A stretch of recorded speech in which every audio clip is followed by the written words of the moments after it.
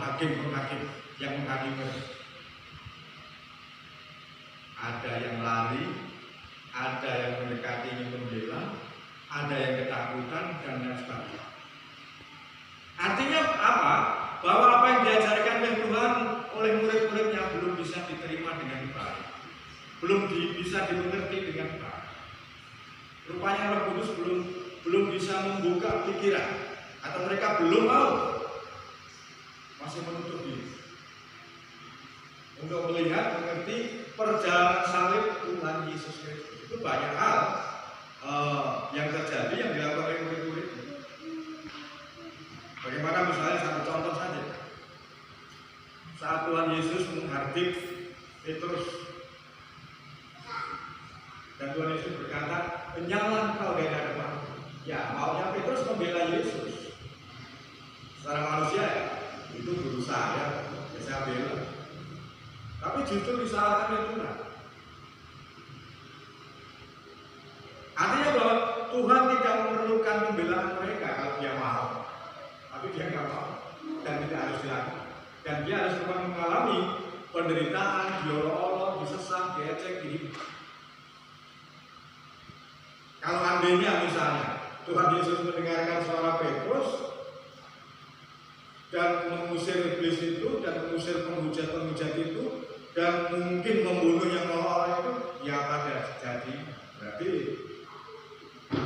mungkin Yesus tidak jadi disalib. Kalau Yesus tidak jadi disalib berarti Kristen itu bohong. Yang benar adalah memang Yesus datang untuk menyerahkan nyawa, untuk diolok-olok, dihina, diejek, direndahkan dan lain sebagainya. Namun dari sisi manusia, terutama murid-muridnya saat itu belum bisa mengerti apa yang dikerjakan oleh Tuhan dengan baik. Bahwa dia akan diserahkan oleh orang-orang yang tidak mengenal Allah dari perjalanan salib yang sangat luar biasa. Memang secara manusia kelihatannya Yesus kalah. Ya, katanya Tuhan. Katanya memiliki segala sesuatu. Kenapa dengan orang-orang seperti itu kok kalah? Bahkan diejek, dihina, diam saja. Diolok-olok nggak membalas dan lain sebagainya. Oleh dunia itu bodoh sekali. Maka Rasul Paulus dalam Korintus dikatakan adalah satu kebodohan. Termasuk saudara dan saya, karena kita percaya sama Tuhan. Tetapi di balik itu ada berkat yang sangat luar biasa. Yesus melakukan itu dengan penuh kerendahan hati. Tidak semata-mata untuk kepentingan dirinya sendiri, tidak. Dia melakukan untuk kepentingan banyak orang. Ya seperti kemarin saya katakan, kalau andainya ini berandai-andai.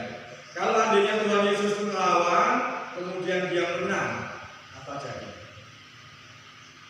Saudara percuma datang ke tempat ini. Ini andainya. Tapi yang benar adalah dia datang untuk menyerahkan nyawa.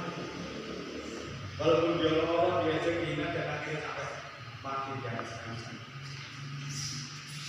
Dia berkorban di situ untuk kepentingan banyak orang. Sedangkan satu sisi Tuhan tidak pernah berbuat kesalahan sedikit pun. Yang sebenarnya layak untuk dihukum itu adalah saudara dan saya. Karena dosa-dosa kita sekalianlah maka Yesus disana. Kalau dalam pembacaan tadi dalam kitab Roma, oleh karena ketidakmampuan kita, maka kita menjadi tutup hukum Taurat sebenarnya. Tapi itu diambil alih oleh Tuhan Yesus, digenapi sampai mati di atas kayu salib. Maka diharapkan sifat kelakuan kita setiap hari senantiasa mencerminkan tuntutan hukum Taurat di dalam Kristus. Karena Kristus telah mati untuk saudara. Kristus telah menggenapi tuntutan hukum Taurat untuk saudara. Yang oleh manusia dimanapun juga tidak akan pernah mampu melakukan 10 tuntutan hukum Taurat. Harus digenapi manusia supaya ke surga.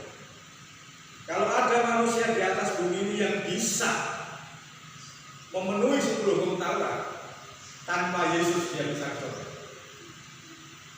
Benar. Tapi kenyataannya tidak ada yang bisa satupun kecuali satu, manusia Yesus Kristus. Dia menjadi manusia dan melakukan itu dengan sempurna untuk saudara dan saya, untuk semua manusia sebenarnya, untuk semua manusia tanpa manusia. Maka pada minggu-minggu ini sebenarnya kita dituntut, diharapkan memerlukan hati pengorbanan Tuhan. Iya, harusnya saya yang dihukum mati, tapi diambil alih oleh Tuhan. Diambil alih oleh Tuhan.